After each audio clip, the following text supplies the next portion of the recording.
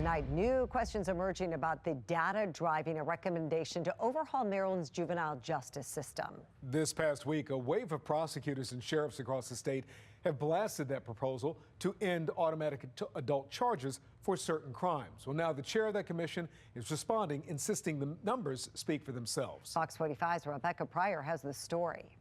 Thank you, Mr. President. Senate Bill 614. With Maryland's next legislative session just around the corner, juvenile justice reform once again expected to take center stage and already making waves. Top prosecutors and sheriffs from almost every corner of the state sounding the alarm on a new report from a state work group, urging lawmakers to do away with the practice of automatically sending juveniles to adult court for certain violent crimes.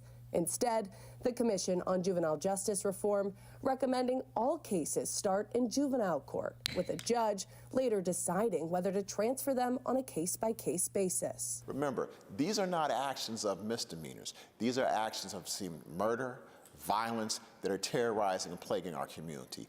They must be held accountable. I don't like it because, and I think by and large law enforcement doesn't like it, because we don't have a whole lot of trust in the juvenile court system and the DJS system. Police and prosecutors pointing to what they describe as serious capacity constraints already within DJS, including bed shortages, a lack of monitoring, and repeat offenders cycling through the system. Why would we give them an influx of even more kids?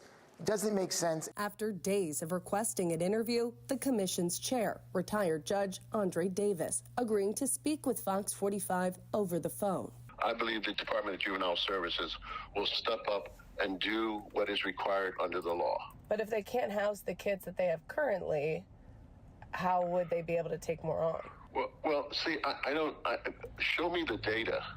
I don't know what data they are relying on. Davis, who spent 8 years in Maryland state courts and more than 2 decades behind a federal bench, arguing the commission's data speaks for itself. The report claiming 85% of automatic adult charges ultimately end up dismissed or sent back to juvenile court.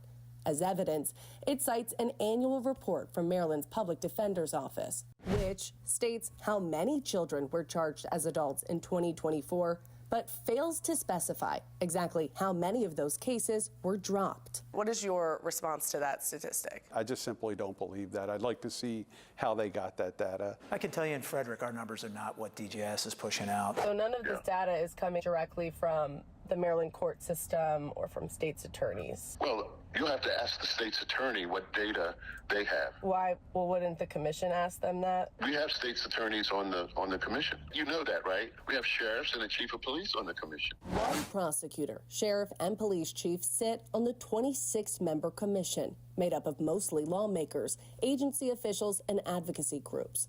All of them voted against the recommendation. In a statement sent to Fox 45, the sole sheriff calling the data one-sided, writing in part, quote, no independent sources, courts, the state's attorney's office, or law enforcement agencies were consulted. Why wouldn't you want the folks that are on the front line, law enforcement and prosecutors that are dealing with this on a daily basis, have the dominant role on that commission or have the biggest say? So it almost seems like the cards are stacked against you. And if you did get data that showed, it's not really 85% of cases that are dismissed or referred back to juvenile court, would you reverse your recommendation? I'm sorry, I don't think I should answer hypotheticals, but I don't blame you for asking hypotheticals, but we are data-driven, evidence-based. That's why I'm saying if there was data. That's the work.